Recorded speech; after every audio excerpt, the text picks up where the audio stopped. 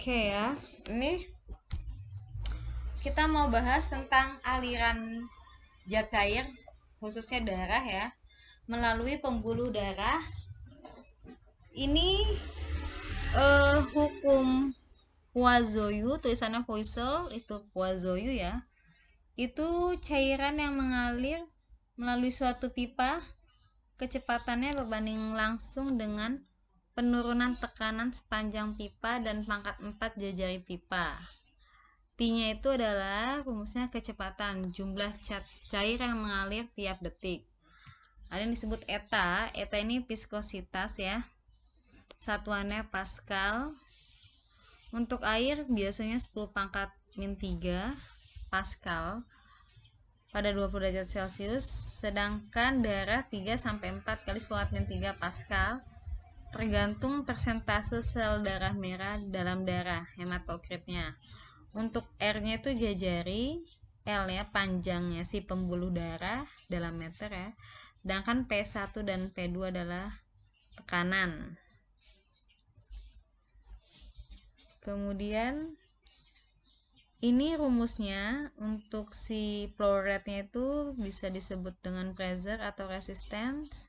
Untuk volumenya itu tekanan atau tahanan. Tadi kan rumusnya ini kan. P1 kurang P2 sama V. Tadi kan rumusnya itu ini ya, V sama dengan PR pangkat 4 P1 min P2 per 8 eta L. Nah, diganti. Ini pindahin ya. Jadinya ke sini P1 kurang P2 sendiri. Jadinya V kali 8 eta L per PR pangkat 4. Jadi ini. Ini bisa juga tampak seperti hukum Ohm ya. Yang rumusnya E sama I kali R. E-nya itu bisa dimisalkan seperti tegangan ya. P1 kurang P2. Sedangkan 8 eta L per PR pangkat 4 itu tahanannya, R-nya, resistannya. Untuk V-nya itu adalah alirannya. Nah, dari hasil rumus Poiseuille, di sini aorta kecepatannya ini 30 cm per sekon, ya kan? Kemudian di kapilernya dia kecepatannya berubah jadi 1 mm per sekon. Kemudian di vena cava kecepatannya 5 cm per sekon. Sedangkan untuk luasnya aorta itu 3 cm kuadrat. Sedangkan untuk di kapiler luasnya 600 cm kuadrat. Sedangkan di vena cava nih, luasnya vena cava itu 18 cm kuadrat. Ini dari rumus Poiseuille yang tadi bisa kita ketahui kecepatannya di aorta, kapiler, dan vena cava ya, dengan tahu luas penampangnya si aorta, kapiler, dan vena cava ini. Yang tadi tuh diagram di atas kan menunjukkan hubungan kecepatan aliran darah pada aorta, kapiler, dan vena dengan luas penampangnya. Rata-rata kecepatan aliran darah itu tadi di aorta kan 30 cm per sekon ya. Sedangkan rata-rata kecepatan aliran darah di vena itu 5 cm per sekon. Dengan catatan pada kapiler kecepatan sangat kecil, sekitar 1 mm per sekon. Tapi penampangnya, luas penampangnya sangat luas, yaitu tadi 600 cm kuadrat. Terjadi pertukaran O2 dan CO2. Nah, ini tahanan yang tadi rumusnya R itu, yang udah ibu iniin kan R ini 8 eta L per PR pangkat 4 ya. Dia bergantung pada panjang pembuluh. Yang tadi rumusnya R itu yang di 8 eta L per PR pangkat 4 ya. Jadi dia bergantung pada L panjang pembuluh, R jajari atau diameter pembuluh, eta itu kekentalan atau viskositasnya ya. Kemudian tekanannya. Di sini efek panjang pembuluh terhadap debit. Kalau pembuluh darahnya makin panjang dengan diameternya sama, zat cair ini akan mendapat tahanannya semakin besar.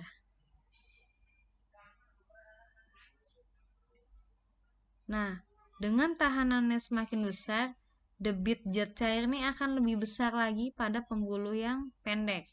Ini dengan tekanan yang sama ya. Jadi, dengan tekanannya 100 mm Hg, panjangnya 1, misalnya panjangnya ini 2, panjangnya ini 3, panjangnya cuma 1, misalnya 1 meter, dia kecepatannya jadi 3 mm per menit. Untuk kalau panjangnya 2 meter, 2 ml per menit. Sedangkan untuk misalnya ini panjangnya yang ketiga ini 3 meter, kecepatannya jadi 1 mm per menit. Jadi kalau makin panjang pembuluh, catatannya diameter sama, ini akan mendapatkan tahanannya yang semakin besar, sehingga kalau pembuluhnya pendek, debit si darahnya ini jauh lebih besar. Sedangkan kita bahas efek diameter pembuluh. Kecepatan aliran zat cair ini makin cepat pada diameter yang pembuluhnya makin besar. Jadi ini kasusnya tekanannya sama nih. Terus panjang pembuluhnya sama, tapi diameternya beda ya. Nah, untuk yang diameternya makin besar, ya kan, kecepatan alirnya juga makin cepat. Jadi ini kalau diameternya misalkan 1 meter, yang satu nih 1 mm per menit, 1 ml per menit. Untuk diameter kedua panjang diameternya lebih besar, jadi 16 ml per menit. Kalau misalkan diameter yang ketiga, diameternya 3 meter nih bisa 256 mm per menit. Jadi sama aja kalau kamu panjang pipanya sama tapi lebar jarinya itu beda, justru pasti makin banyak yang kecepatannya makin cepat di yang pembuluhnya itu diameternya lebih besar. Ditilik dari diameter ya. Kita lihat lagi ditilik dari kekentalan. Kalau semakin kental zat cair, semakin besar juga tahanan terhadap dinding, sehingga bisa ditentukan konsentrasi sel darah merah. Jadi ini kalau air 1 cm, plasma ini 1,5 cm kekentalannya ya. Kalau darah 3,5 cm. Kalau di sini dia bilang pada darah normal nih kekentalannya biasanya 3,5 kali kekentalannya si air. Kekentalan 1,5 kali di atas normal, kekentalannya jadi 2 kali air. Kalau kekentalannya 70 kali di atas normal, berarti kekentalannya 20 kali kekentalannya air. Di sini aliran darah pada penderita anemia itu cepat. Kenapa? Karena konsentrasi sel darah merahnya tuh rendah. Kemudian di sini pada penderita polisitemia, aliran darahnya itu lamban karena terjadi peningkatan kadar sel darah merah. Jadi kenapa sih si penderita anemia ini pusing? Coba kamu cek dari efek kekentalan ya. Jadi kita bahasnya dari si darahnya ini dihubungkan dengan fisika. Kemudian ada efek tekanan terhadap debit. Aliran air itu mengalir dari tekanan tinggi ke tekanan yang rendah. Aliran air sebanding dengan perbedaan tekanan. Jadi kalau tekanannya besar juga aliran airnya. Seperti ini ya gambar. Ini tekanannya sedikit cuma 1 mm, agak lebih tinggi 2 mm per menit. Di sini lebih besar lagi 3 ml per menit. Kemudian ini untuk hukum Poisson, aliran laminar dan turbulen. Ada yang disebut dengan debit, flow rate ya, volume aliran persatuan waktu. Ini Q sama P per T, Q sama P1 kurang P2 per R. Untuk fluid yang laminar ini tahanannya ya tadi R-nya itu 8 eta per L PR